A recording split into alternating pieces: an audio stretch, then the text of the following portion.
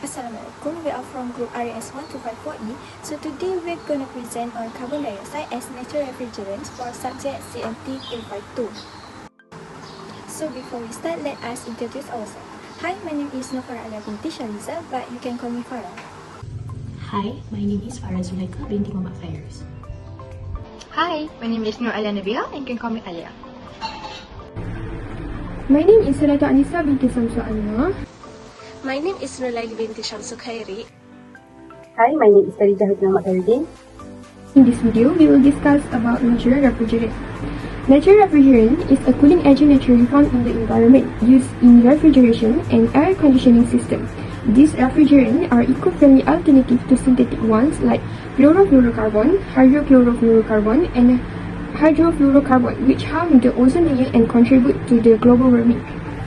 Natural refrigerant has three characteristics, which is first, low global warming potential, second, zero ozone depletion potential, and lastly, excellent thermodynamic.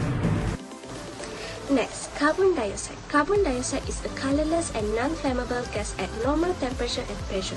It's important for our planet Air but is less common than nitrogen and oxygen. A molecule of carbon dioxide consists of one carbon and two oxygen atoms. It's forming a simple yet essential compound for life in our planet. Carbon dioxide works as refrigerant in heat pumps to heat water. The process of heating water using heat pumps begins by absorbing the ambient temperature air that contains plenty of energy. Next, the compressor concentrates heat energy from air using carbon dioxide. After that, the heat energy is transferred from carbon dioxide refrigerant to cold water by heat exchanger in the compressor. The compressor releases hot water at 63 degrees Celsius and the water returns to the top of hot water cylinder. Finally, when the cylinder is full of hot water, reclaim controller turns the compressor off. Other than that, carbon dioxide refrigerant also works in refrigerators.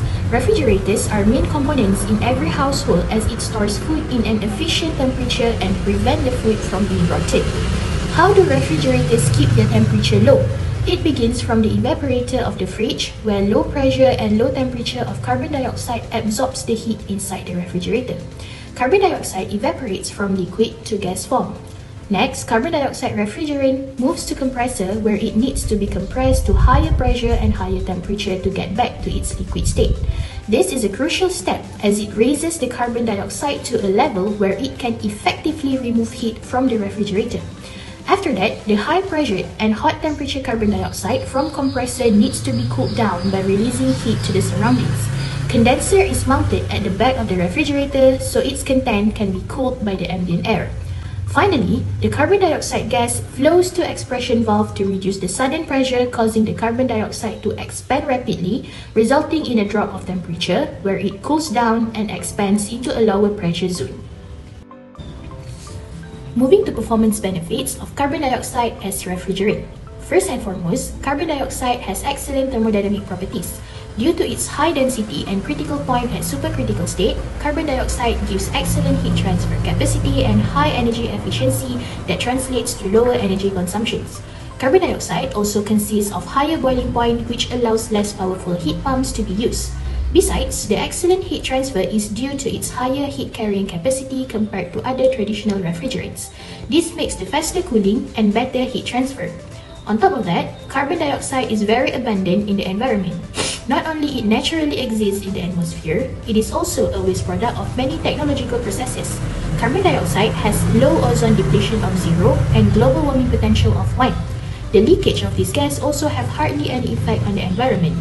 Other than that, carbon dioxide is an inert gas. This makes it compatible with all common materials encountered in refrigerating circuit, which can be metals, plastic, or elastomers. Next, operational safety. Carbon dioxide is classified as safety group A1 refrigerant, which is non-toxic and non-flammable and can be used safely in the public. It can reduce the risk of fire and safer to handle compared to other refrigerants like propane or ammonia. Next, system performance. First, it can perform well in low temperature application like commercial freezer and glass freezer. Second, it can reduce compressor work due to its favorable thermodynamic characteristics. Next, availability and cost. As we know, carbon dioxide is widely available and not as expensive compared to other synthetic refrigerants. And the supply of carbon dioxide is stable as they are not restricting like HFC and CFC. Lastly, regulatory compliance. Carbon dioxide is future-proof choice for the system because it helps comply with firm environmental regulation. Next, I will be presenting on the limitations of carbon dioxide CO2, or also known as R744. First limitations of carbon dioxide as natural refrigerant is it has high operating pressure. Carbon dioxide operates at a far higher pressure than typical HFC refrigerants. Typical pressures can range from 40 bar, which is 580 psi, to over 120 bar. This will increase the initial cost and complexity of the system. Secondly, it is very sensitive, which is carbon dioxide is very sensitive to water contamination and can form unusual compounds where there is a leak in a water heat exchanger. Next is training and expertise. Since CO2 systems have unique characteristics compared to other refrigerants, it demands certain training and expertise from specialists or technicians. The industry needs to invest more in educating and training the technicians to ensure the safety, effective operation, and in order to maintain the CO2 refrigerant system. Last but not least, it requires high cost and complexity. The necessity of certain high-pressure system and component, as well as potential requirement for advanced control strategies, make the carbon dioxide system become more expensive and complex, since they need to upgrade the compressor and more. We move to the safety of the CO2 as refrigerant. CO2 has low concentration in the refrigerator, but in high concentration, it can displace oxygen and pose an asphyxiation risk. Other than that, in closed space, CO2 level should be monitored but exceed safe limit, which is at 5000 ppm.